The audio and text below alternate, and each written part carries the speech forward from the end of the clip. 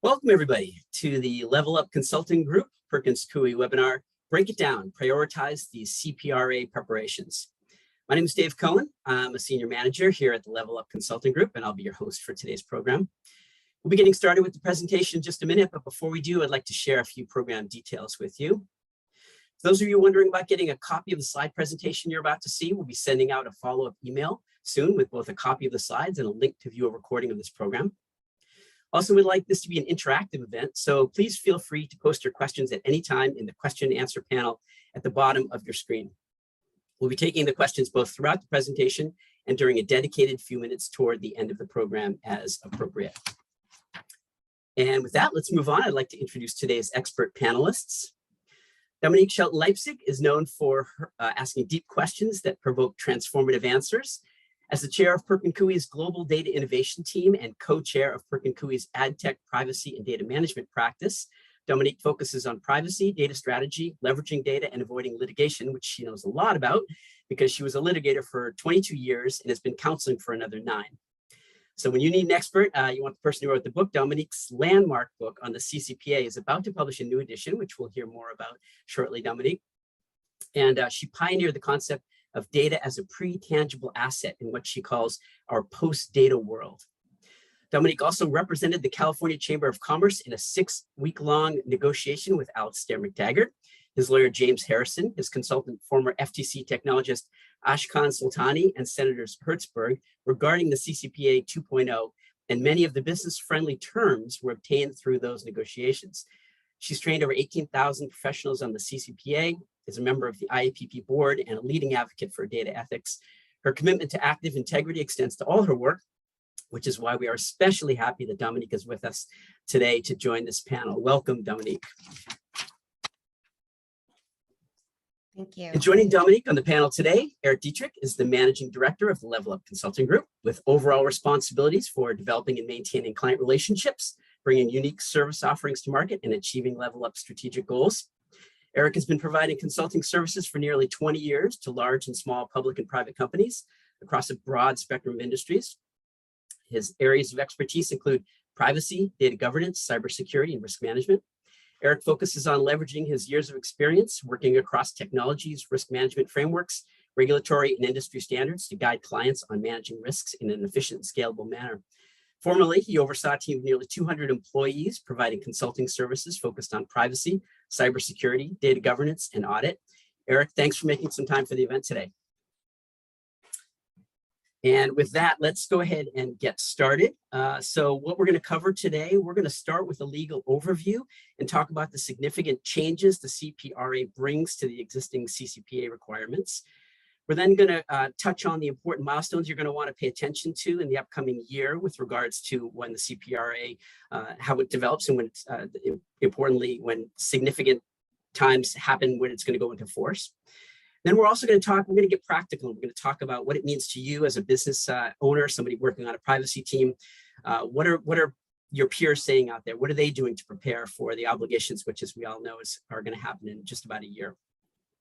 We're then going to segue into more of the operational obligations and really get into the weeds on that and talk about some specific things you should be paying attention to.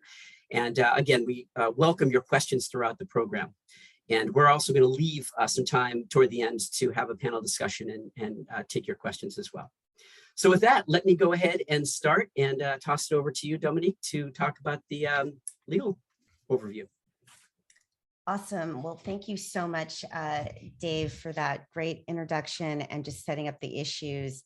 So I thought it'd be great if we go to the next slide, just to level set and talk about where we are with CCPA, so we can talk about the differences that are going to be engendered by CPRA. So as you guys know, CCPA bestows 8 rights on California residents. They're defined in the statute as consumers, but consumers is defined so broadly to include pretty much everybody who lives in California. Consumers are entitled to, the first 3 rights are really rights to know. They're entitled to know what information is being collected about them and for what purpose. That's the first right. The second right is the right to, I call it a more detailed right to know. It's the right to know also everything about that was in the first right, but also what is going to be disclosed to others. Then there's a third right, which is a right to know about what data is sold or disclosed for business purpose. And the definition of sale is super broad. The California Attorney General, for example, thinks of cookies on a website as being sales. There's a right to opt out for adults for the sale of their data, and a right to opt in for children under the age of 16. Kids between the ages of 13 and 15 can give that consent themselves. Under the age of 13, the parent has to opt in for the child. There's also a right to access data in California, a right to delete data, and a right to be free from discrimination for asserting any of the other rights on this wheel. So that's basically the state of play today. Now, looking ahead to what's going to be coming down the pike on January 1st, 2023. So let's talk about CPRA. So what CPRA does is it actually modifies, and I try to include here on the slide in red what has changed. So first right is still continues to have that short abbreviated right to know, but it's also including general business duties have been added. And what that means is that now contractual language is required for pretty much any type of sharing of personal information. There must be contractual language in California, and there are different buckets and types of language that we can go into. Then secondly, the second right has been modified and expanded to give California's residents the right to know not only about what data is collected, but how that data is used. And there's also in here in the second right, we've added the access right in this section. In the third right, this has been expanded. Before it was a right to know about what data was sold or disclosed for a business purpose, and now it's expanded to include sharing. This sharing is really was put there to make it clear that sharing the way it's defined, it involves cross-contextual advertising. So it's put there to make it clear that cookies are incorporated in this right. There's a right to opt out of data being sold or shared, and the right to opt in is now included in the fourth right. Dominique? Yes. Just a quick question on the sharing, because I know early on when this was released, there was a lot of discussion about that definition of sharing. Has that been cleared up at this point, or is there still some ambiguity there? Yeah, I think we can expect to see more in the regs sort of explaining exactly what will be the proper way to opt out, for example, from the sharing of data. But I think there's no question now with the definition that sharing is anticipated to cover cookies. It incorporates cross-contextual advertising, and the way that cross-contextual advertising is defined. It includes the unique identifiers and just general identifiers that are associated with the cookies that are tracking users online. So this is really focused in the sharing on third-party advertising for the most part. This brand new right here to limit the use of sensitive data information is really designed to give California residents the opportunity to mirror a lot of the rights that exist, say, for Europeans. So Californians can limit the right to use data like health data, financial data, but then more broadly, things like race, ethnicity, national origin, religion, political points of view, and even trade union membership. Very much a definition that's very similar to the EU in the GDPR. Dominique, quick question there for those of you, because I can hear people wondering out there. So I've got a GDPR compliant program, and I'm feeling pretty good about the way that's set up. Is it similar enough to be leaning on those compliance obligations, or are there some subtle differences that should be looked at there and paid attention to? Well, I think you can leverage a lot from GDPR in terms of what is defined as sensitive data and in terms of the limitations of that use, but there are some pretty key differences. So California still remains an opt-out regime for the most part, except in certain instances where it becomes opt-in, like for children, or if someone is already opted out of the use of their personal information. In order for them to be opted back in, they need to provide affirmative consent. And in the EU, there's sort of with respect to sensitive information under GDPR, that cannot be processed unless there is opt-in consent. Okay, thanks for that clarification. Yeah. Yes.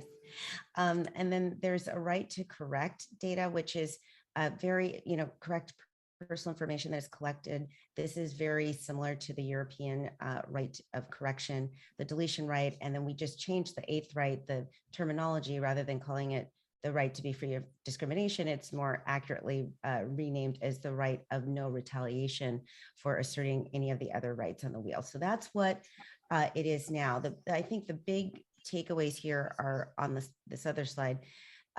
These sunset provisions that were in CCPA, which basically put a pause on HR data and B2B data being incorporated into the CCPA program, expire on January 1st, 2023. And so all of the HR data, all of the B2B data will come within the ambit of CPRA. So that's one of the biggest things that has come about because of this.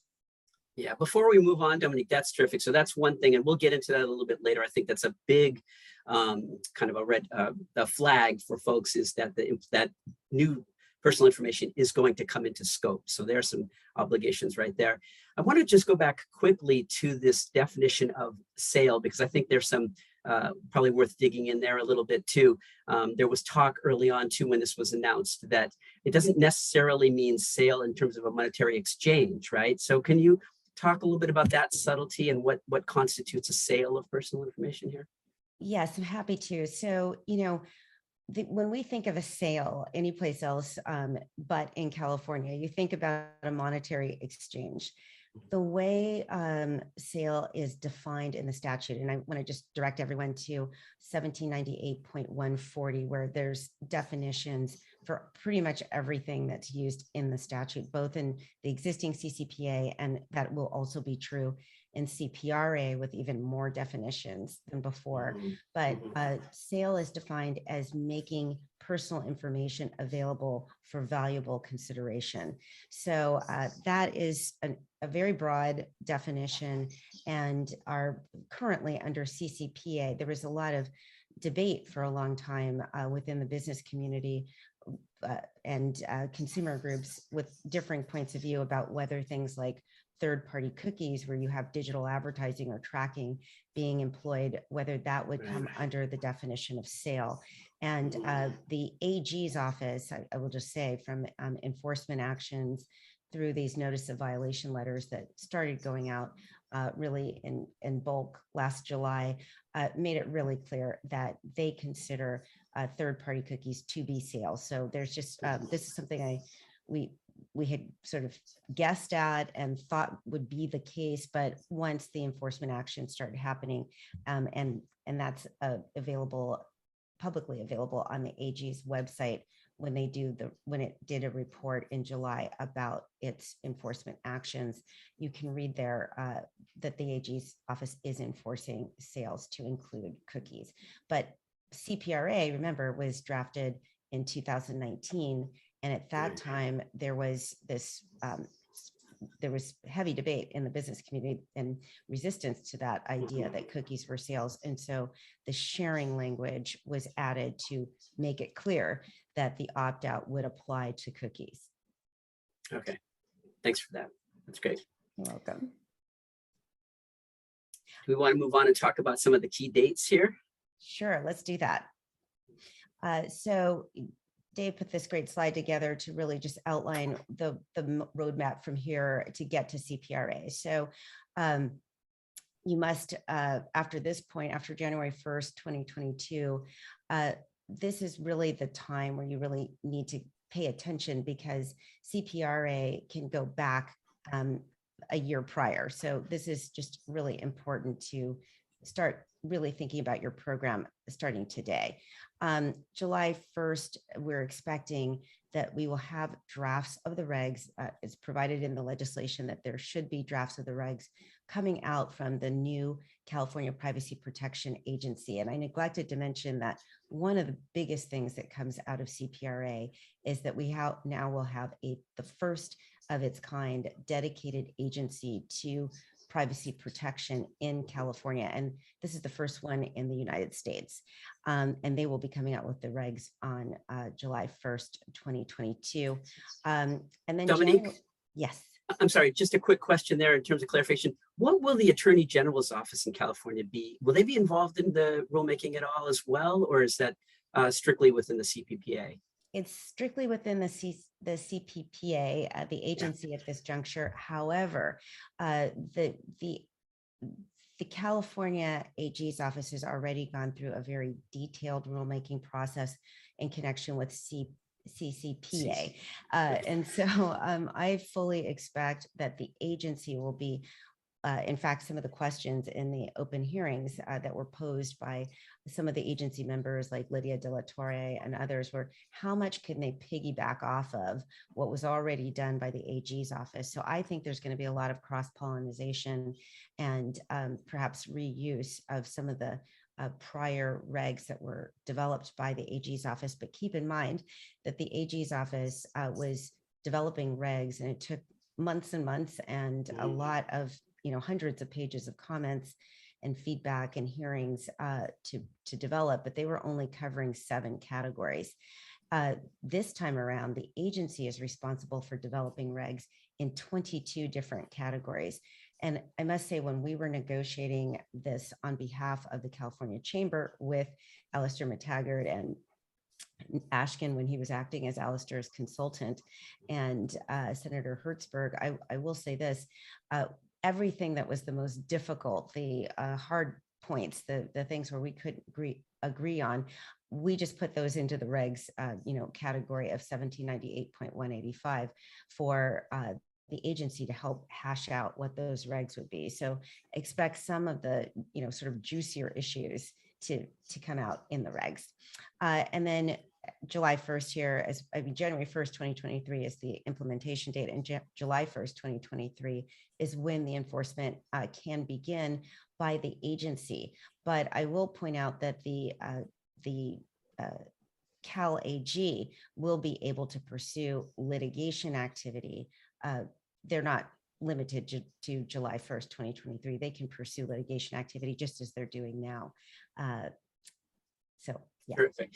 A couple of, we have 2 similar questions just popped up in the question field here for you, Dominique, and that's with regards to the forever, in quotes, and retention limits. So what is meant by forever? What about retention requirements? And wondering how to interpret forever when it comes to info being available beyond January 1st, 2022. Yeah, so, excuse me, didn't turn on me. So in terms of forever, what that means is that after this point, you need to be able to explain what data has been deleted, or what your responses have been to consumer requests, and that information needs to be available forever. But in terms of retaining data, it's the opposite. I mean, it's really the idea is that what is going to be now required in the new California Privacy Protection Act is a limitation on how long you're keeping data, and also as a explicit reference in your app privacy policy as to how long you're retaining data. Okay, great. And then one more, and then we can move on. Question about timing. When do we expect to see the first draft CPRA regs for comment? Yeah, so I think you'll see those first drafts of regs July 1st, 2022. There's just not enough time for anything to be pulled together before then. Right.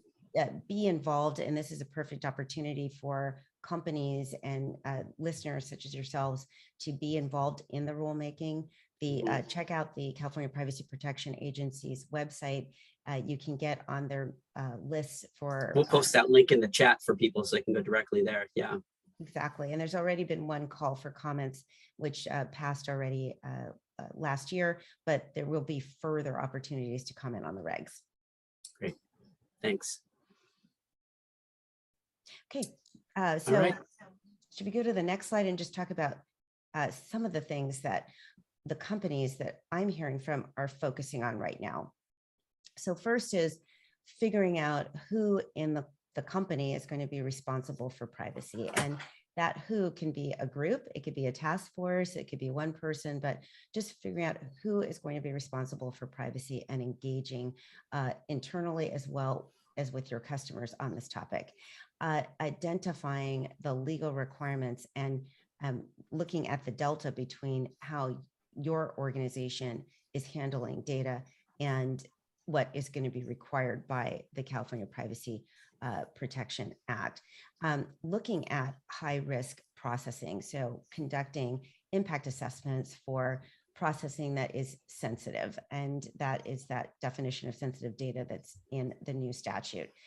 Looking at updating their external privacy policies, preparing mechanisms and forms on the website so that consumers can actually make requests for either to exercise any of the rights that we talked about on the wheel. And I will say this is we were talking about this earlier just before we got on the formal webinar, that this area of consumer responses and responding to consumer requests is a very important one to pay attention to. This is an area where we've seen the AG's enforcement actions, perhaps the most, at least a third of the actions that have been brought against companies that we know of have been in the area of failing to respond in a timely manner to consumer requests or failing to adequately respond to consumer requests. So that's very important. And also looking at electronic means of effectuating opt-outs, like honoring the GPC standard, implementing internal procedures for their governance, identifying the vendors that they're going to be working with to help them maintain either inventories or create policies or processes or the engineering that will be necessary to actually implement the program. And so a lot of these things I know fall in the wheelhouse of the areas that Level Up works on. And so these are the types of things that companies are doing now to try to identify who their partners are going to be in this journey of compliance. And then more sort of broadly, looking at preparing the HR privacy functions and beefing those up, because now employees will have rights, and then making sure that you have the auditable record and you can look back on things a year later, because it is required to update your privacy notices and other things on an annual basis, as well as the annual training of employees that are responsible for privacy within the organization. Right. Terrific. That's a perfect segue. And we'll hand it over to Eric in just a moment, and we'll get into some of those practical steps that people can take to prepare for these obligations. Just before we do, and thank you so much for all of that, Dominique, one last question for you about the definition of high-risk processing. I'm sure that businesses are going to struggle a little bit with that. Is there any more clarity, or might there be more clarity coming, or is that just up to the businesses to decide on their own what constitutes high-risk processing? Yeah, so the high-risk processing is really in line with what is the processing of sensitive data under the statute. So that definition of sensitive data being really broad to include not just the things that we normally think of as sensitive, like children's data, financial data, location data, and medical data, but again, any processing of things like race, ethnicity, national origin, sexual any of those sensitive categories. Exactly. Yeah. Okay, terrific. All right, well, thanks, Dominique, for that. And let's move forward and turn it over to Eric now for a little bit to talk about some of the best practices. Yeah, great and great information there, Dominique. I think that's really relevant to some of the topics we're going to talk about here in areas that we see a lot of organizations either focusing in on, thinking about focusing in on, or maybe ones that they should focus in on as they think about how to better prepare for the CPRA changes that you walked us through. So that's great. So just one of the earlier ones here is that buy-in from executive management. I know a lot of privacy programs aren't necessarily funded to the degree that they would like to be funded, and it's always somewhat of a challenge getting the attention that they need in certain industries, I should say, in certain size organizations as well. But we feel that, and we have seen there being a lot more renewed focus. Now that it's been a few years, maybe you went through CCPA readiness efforts, you got the foundation in place, and then maybe it's been a little bit neglected, maybe it's just been a little status quo for a while, but now there is that opportunity to leverage the CPRA as another driver to reevaluate what you maybe did in preparation and ongoing alignment to the CCPA, and now use this as an area to look at those, as well as understand what those differences that Dominique walked us through and what that means for your organization. So I think this is definitely a good time, as we've seen many organizations have renewed interest in evaluating what this might mean, putting that roadmap together, and understanding the expansion of the scope as well. I think we have continued to see a lot of interest in further enhancing those information mappings and getting a better understanding on that life cycle of that HR data, as well as that B2B data that might be out there within your organization that maybe got a little bit pushed to the side under the CCPA, but now it's time to kind of, bring that back to light. So I think this is definitely that opportunity to re-energize the focus and the importance of some of these privacy obligations within your organization. Data minimization, I think it's something that's, I think really got, a lot of notice, a lot of focus during the initial GDPR kind of readiness activities, if you are engaged in those activities over in Europe. But I think this under the CPRA also brings up an important area to focus in on that, because then if you look at those downstream implications, if you collect less data initially, and you only collect what you really need, some of these other obligations that you might have from a rights perspective, disclosing kind of the retention requirements, helps minimize some of those impacts downstream. So I think another great opportunity to reevaluate maybe some of those heavy collection points within an organization, and really understand, the need for that to fulfill that business obligation, and so forth. And to look at those retention records too, right, Eric? Absolutely, very important there. From a service provider, contractor, third party, so I think there's been some revisions to those definitions within the CPRA, which hopefully will help understand, a little bit better what organizations should do or put in place with each one of those. But definitely, as Dominique mentioned, some additional contractual requirements, and some additional potential due diligence or expectations of due diligence of those third parties and/or contractors or service providers. I think this is an area we see a lot of organizations have pretty well established third-party risk management programs. But maybe the thresholds for which due diligence is being performed needs to be reevaluated to make sure you're including those HR data specific vendors that maybe weren't included before, and then making sure that there's additional due diligence going on around what those contractual provisions should look like based on the type of relationship you have with some of these revised definitions, and just the overall importance of knowing who those vendors are.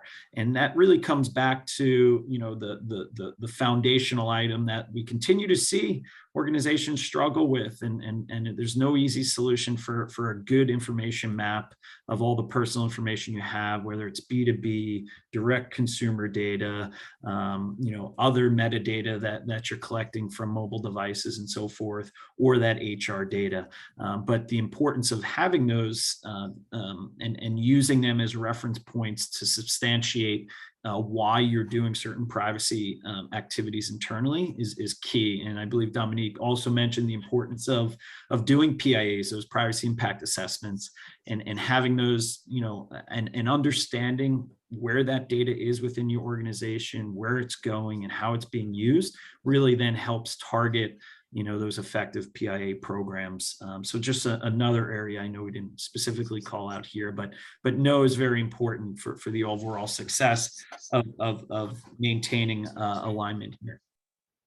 And speaking of maintaining that alignment and ensuring you have the support within the organization beyond the privacy team or the compliance team or the legal team for which privacy obligations might fall is that those privacy champions. And I know there's a lot of different mechanisms and structures to how organizations get that support within the specific business units, get that support, within the product engineering teams, within the HR teams, to be aware and be those advocates of ensuring that you're maintaining alignment to those standards that you've defined, that then enable you to stay aligned with those future CPRA requirements as well.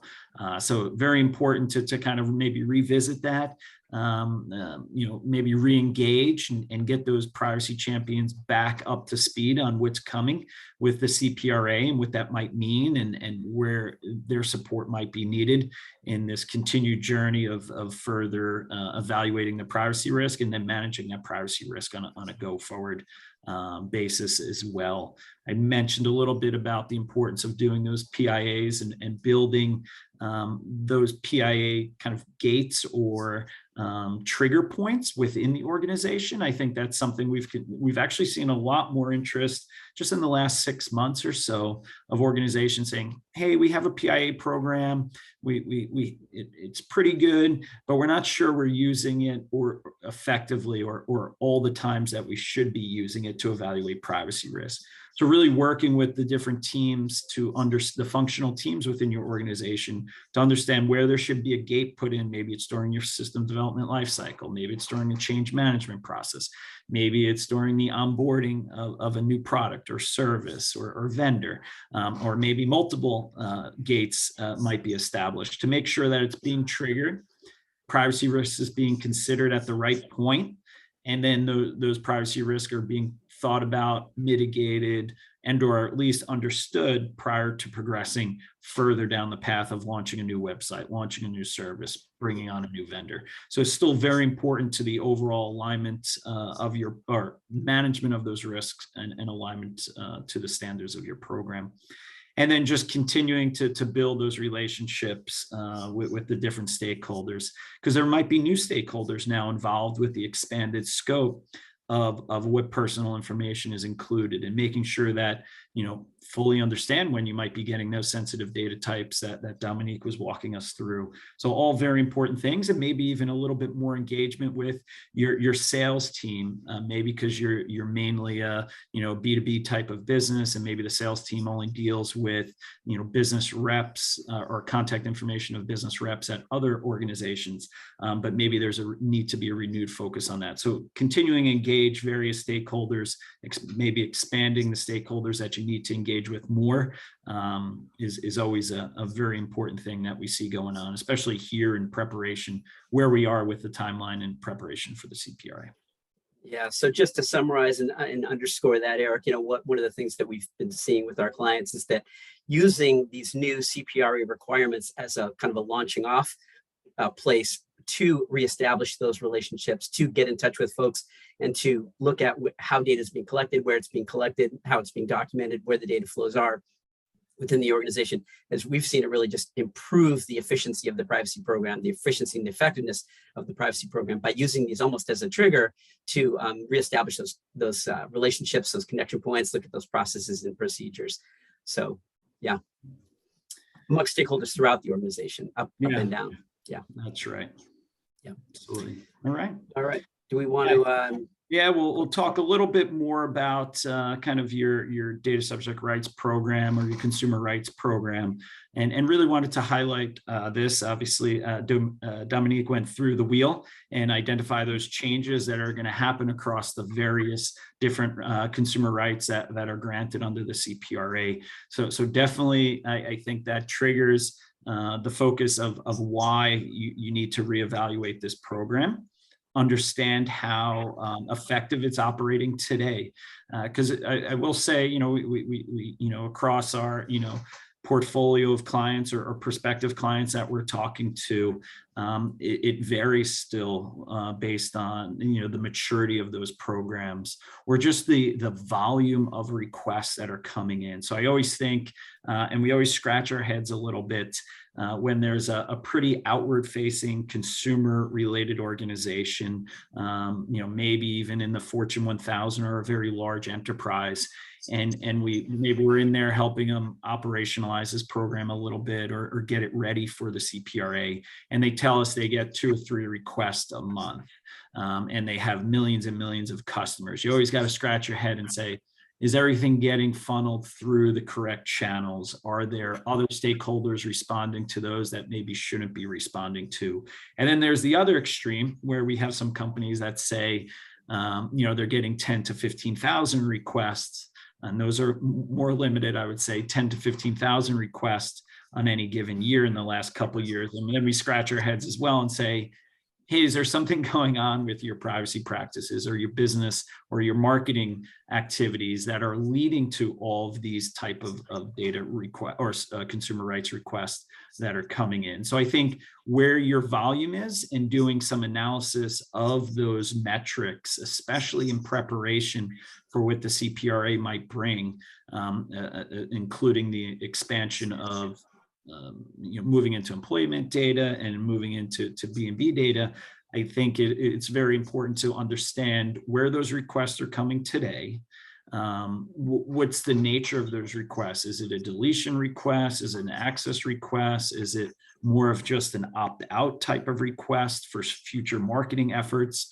And trying to do as much analysis on that data, because it could really help understand, where your customer base might be when it comes to why they're making that request. Is there something we could do in an enhancement to our notice? Maybe we're not being transparent enough and they're assuming we're doing things we're not doing with it. Or maybe vice versa. Maybe we're being not disclosing enough information that we should be about how we're sharing that data, and it's a lack of transparency that's causing that.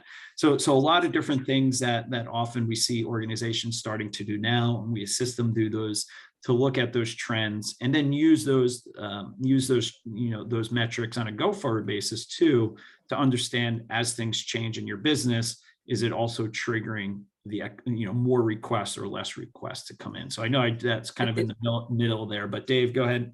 Yeah, no, Eric, I was just going to say quickly, and something that we see is a fascinating challenge that companies, organizations have to go through is this decision as to whether to offer these rights to just those legally obligated them by law. For instance, California residents or European citizens, Colorado, Virginia, or maybe reading the writing on the wall and seeing other, I think there are 4 or 5, maybe even more state bills before legislatures right now that are likely going to provide similar rights to residents of those states. Do I build out a universal program and offer these rights to everybody, or do I continue to carve them out just for those that are legally obligated? And that's a difficult question for an organization to ask. There are many factors involved in those decisions, but maybe we can touch on that a little bit later as to different approaches that organizations have taken, and even the questions to ask as to how they might go about thinking about universal versus rights just for those that are currently offered them. Yeah, great point, Dave. I think there, as you mentioned, there's a lot of discussions and considerations an organization needs to make when deciding whether they're going to keep it limited to those jurisdictions that they're obligated to, or expand it to a much broader group. Obviously, there's potential legal implications.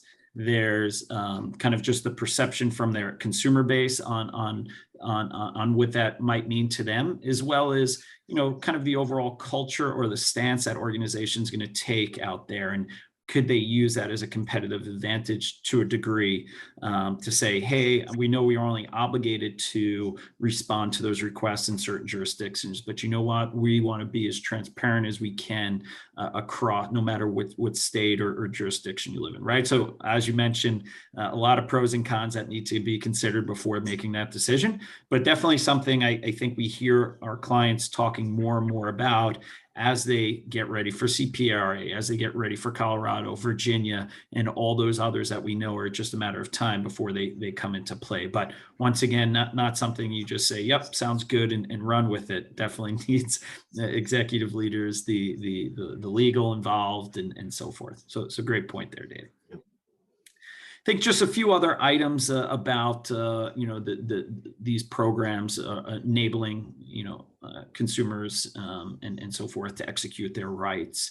I think we're starting to see increase in volume across the board, across all industries to a degree, whether that's going from 12 to 24 or 500 to 1,000. It really depends on where you play in the organization, and a lot of times around your marketing practices and your data sharing practices play a big factor into the volume.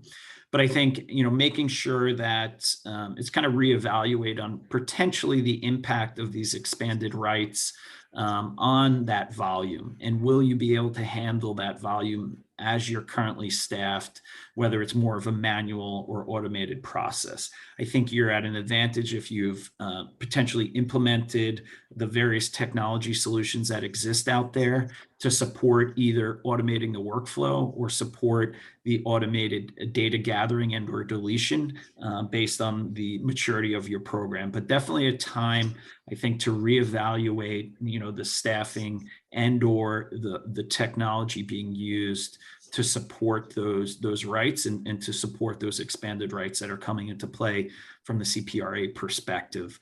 You don't want to be in Q4 of this year and start evaluating that. How are we going to handle this type of request? Because there's always the initial peak that occurs. I think a lot of organizations start when GDPR went live, when CCPA went live, and now I'm sure we're going to see it when CPRA goes live. That there will be an initial bump in requests coming through your program. But will that be sustained, or will that kind of peak and then kind of plateau back to a more manageable level? Those are all kind of considerations that I think organizations should start thinking about now to make sure they're put in the right position. If you are going to introduce a technology, definitely need time to think through how much automation versus how much kind of semi-automation could be enabled within those processes, especially as it relates to, more employee or HR related data. It gets a little bit more complicated when it comes to, the ability to respond automated or not. Kind of just a couple other points here, just to kind of close out this section. I think making sure and reevaluating, how you're authenticating the identity of individuals making the request. And especially if you're going to have an expanded pool of requesters moving to HR related data, moving to B&B type of data, will that change how we have to think about identifying the individual making the request? Sometimes we see in the more mature environments, if you're consumers, maybe they're part of a loyalty program or some type of program or e-commerce site, they're able to easily log in, go to a certain privacy section of your preferences and kind of change them once they're logged in. So you kind of have that comfort that those requesters have logged in already. They're making that request behind the credentialed area, and it's a little bit safer. Will you have that ability and same ability with these expanded population of requesters? So something else that needs to be considered, and the importance of that too, because there has definitely been an uptick, and we see it across the board. And a lot of times, especially in the last couple months, we'll see the same type of phony request come into multiple of our clients, almost verbatim emails, and it's usually pretty quickly to identify those, but sometimes they're more challenging and there needs to be an evaluation done. And that evaluation often comes back to, do we have enough data points in our process to correctly identify who that person is? And as we know, as more and more rights are given to individuals, the bad actors use that as the ability to obtain data or delete data that maybe they're not supposed to be able to do.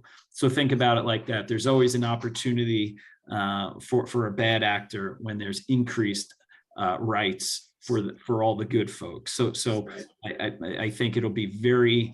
I don't think we'll see a downward turn in the volume of phony or malicious requests. I only think the trend would most likely be up in that space as a way to get information that could be potentially used in a bad actor fashion, right? So something to think about, revisiting the way you're identifying those requesters through your program as it takes today.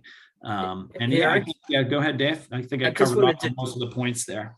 yeah, no, I just want to jump in on that one point right there and maybe turn it back to Dominique and say, what have you seen from your clients? I mean, is two-factor authentication commonly used? Are there other techniques? And, how is that going with your clients and how are they utilizing this? Because it's a bad idea to give personal information out to somebody who isn't the proper person requesting it, for sure. Yeah, so the verification part is tricky. And so what a lot of clients are doing, if they already have accounts with those users, they will deliver say it's an access request, they'll deliver the information to the account that's already verified. That's the ideal. But Yep. in a situation where you don't have an account, looking at things like two-factor, looking at also what information you could use to help verify that this is really the user, like the amount of the last thing that they purchased with you, some information that they would, like your two-factor, or if that's not possible, some information that only you and the customer would know, Right. things like the amount of the last purchase or of things I've seen a lot. But not scanned passports and driver's licenses. That is to be avoided. That is to be avoided. Yes. We not want to collect more personal information than we already have. Yeah. exactly. Terrific. Thanks. And sadly, there is a little bit of that activity going on out there. So important to be vigilant on that. Yeah. Terrific. So Eric, did you have more here? Should we move on to the No, I think we touched on the key points. Yeah, we wanted to address, and I think just to that last point that Dominique mentioned, and really knowing, outside of the stronger ways of doing it, which would be to require somebody to authenticate into their account, and then you kind of know who they are, two-factor and so forth. But just also the importance of, once again, information mapping and how that could play into how you design, because you'll better know what data elements are collected for the different data types or the different data subjects, right?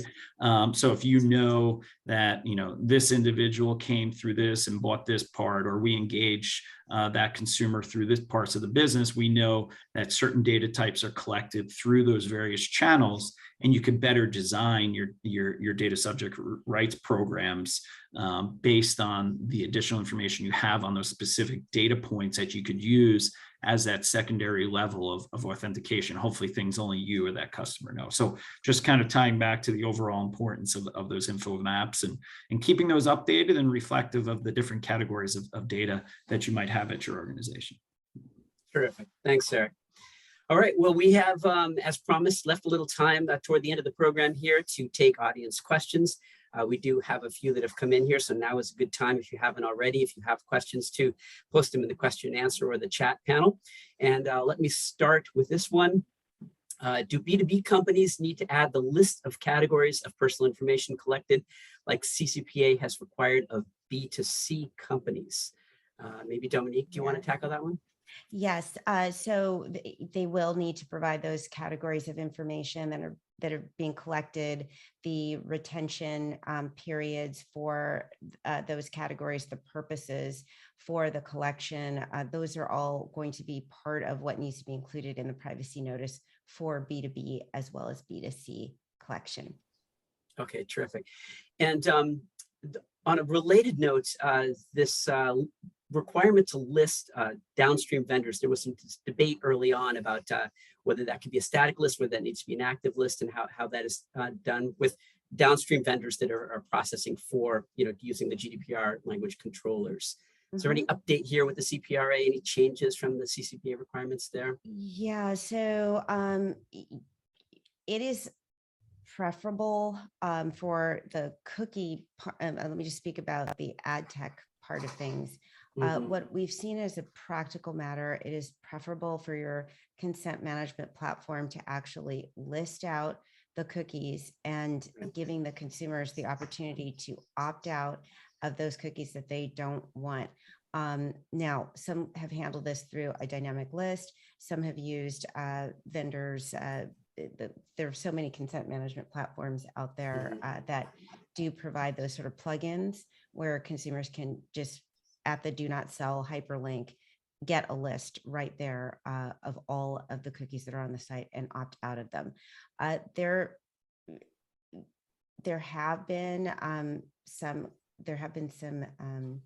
I guess, clear no's from the AG's office perspective from these confidential investigations. So essentially having the consumer click over to another portal like About Ads or something like that to opt out, the AG's office has said that that is not sufficient, that the opt-out needs to be able to happen on the company's, the publisher's website. Good to know. Good to know. Switching gears here for a second, back to this authentication point that we were talking about just a moment ago. We have a question here. Is ID verification a legal requirement for subject data requests? Yeah, so you must verify the identity. And if it's a sensitive data processing, then you need to have three things that you can use, or just regular processing that's not sensitive information. You need to have two pieces of sort of corroborating information to ensure that whoever's asking for these rights is really the consumer that they're purporting to be. What the regulators don't want you to do is ask for additional information that say you wouldn't, that you don't already have. So say you're like if you're a clothing store, don't ask for additional passports, like you said, right. if you all you have is a credit card or something. Okay, terrific. And then staying on the DSAR topic just for another moment here, thoughts on the role privacy agents will play in DSAR processing requests? Processing more requests. Not exactly sure what they're referring to, privacy agents. But, well, we've seen privacy agents on behalf of consumers posing a lot of requests already. There are third parties. The aggregated requests that are coming? Yes, those that are coming through. So those are those purporting to act as agents of the consumers. But if you wanted to work with a vendor to help process your responses to these consumer requests, that you can certainly work with a vendor as a company, and that vendor would be your agent for that purpose. Okay, terrific. And then Eric, over to you for a minute here. We have a great question. And what are some successful championing approaches companies have implemented? How do you get marketing or sales persons engaged? And I know, Eric, this is something that we see all the time, right? And this is really, I think, where we really, as Level Up Consulting Group, engage deeply with the folks within the organization that are invested in creating effective and efficient privacy programs. It has a lot to do with establishing relationships. Let's just say from the start, it's not easy all the time, but it can certainly be done. But how would you comment to that? Yeah, and you're right, Dave. I think it's always a little bit different for all organizations regarding culture, kind of just the environment for which they operate.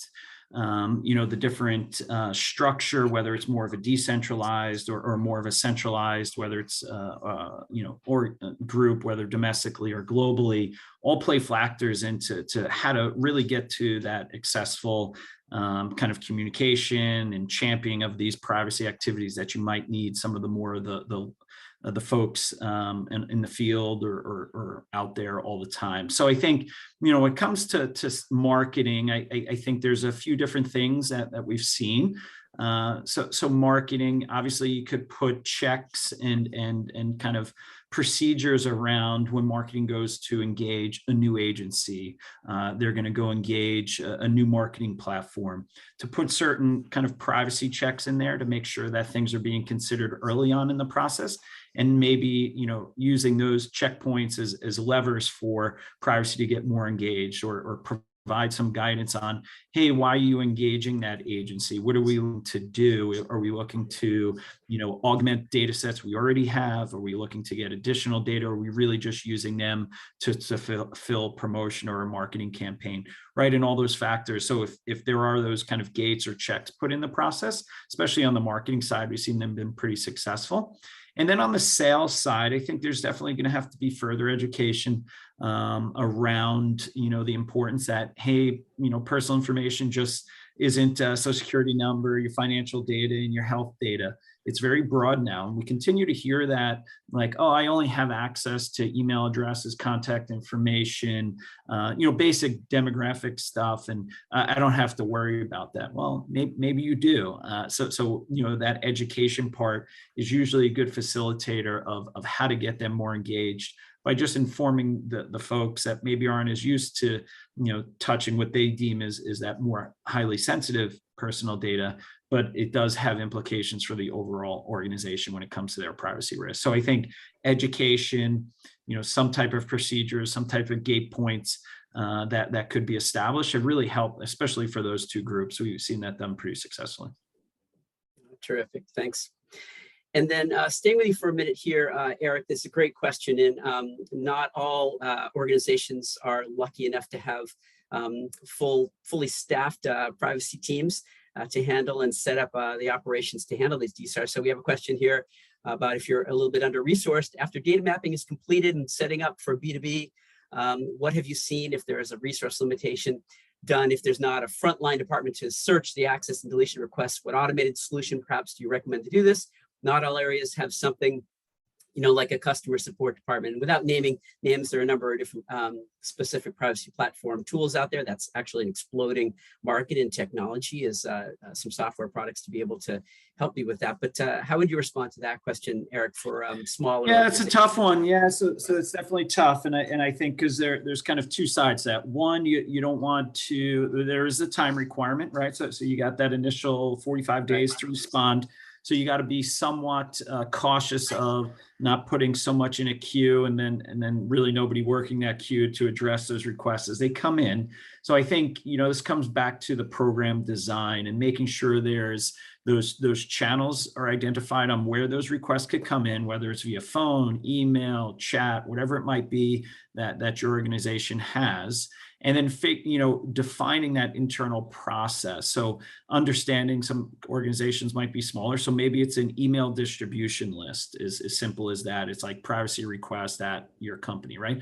And maybe that goes to a certain group, and then that group knows, hey, if it's relating to my functional area, my department, I got, your internal procedures is, hey, I have a week to address this type of thing, and so forth. So that might be the kind of the more bare bones type of way of doing it. But, I think, the important thing is for them to all be, funnel to a central area, and whether that's, like I said, an email distribution list, one of the different privacy technology platforms, to use it as a workflow. We've seen ticketing systems being used, but really, really important that they do all get funneled to a specific area to be addressed. And then when it comes to the execution of the request, I think once again, it's important to have those guidelines and procedures defined, because what you got to be very careful about is responding to the same type of request differently. And that would be concerning as well, right? You want to make sure at least you're consistent in the approach, how you're responding to certain requests for the different data subjects or types that you might be getting those requests from. So just making sure there is guidelines. So if there is going to be that distributed model where different stakeholders across different groups are doing the searching, the pulling, the deletion, you need to have very concrete guidelines on how and where and what data types and so forth. I think that's the most important aspect of that. Fantastic. Well, thanks for that, Eric. And with that, looking at the clock, unfortunately, we've run out our hour here. We're just at the top of the hour. So first of all, a great big thank you, Dominique, for sharing some of your expert time with us today. We're so appreciative of that. It's great to see you again, and I really appreciate you joining us on the panel today. It's my pleasure. Thanks for having me. Great discussion, Dave and Eric. Yeah, appreciate it. Yeah, and also, as you can see on the slide in front of you, we've all provided our contact information here. Please feel free to get in touch, reach out through whatever means you'd like to, and we'll be happy to follow up on any of this. As mentioned earlier on the program, we did get a couple questions in the chat. We will be sending a follow-up email to the registration list, which will include a PDF of the slides. Some of you are wanting a copy of that, so we'll make sure that we get that in your hands.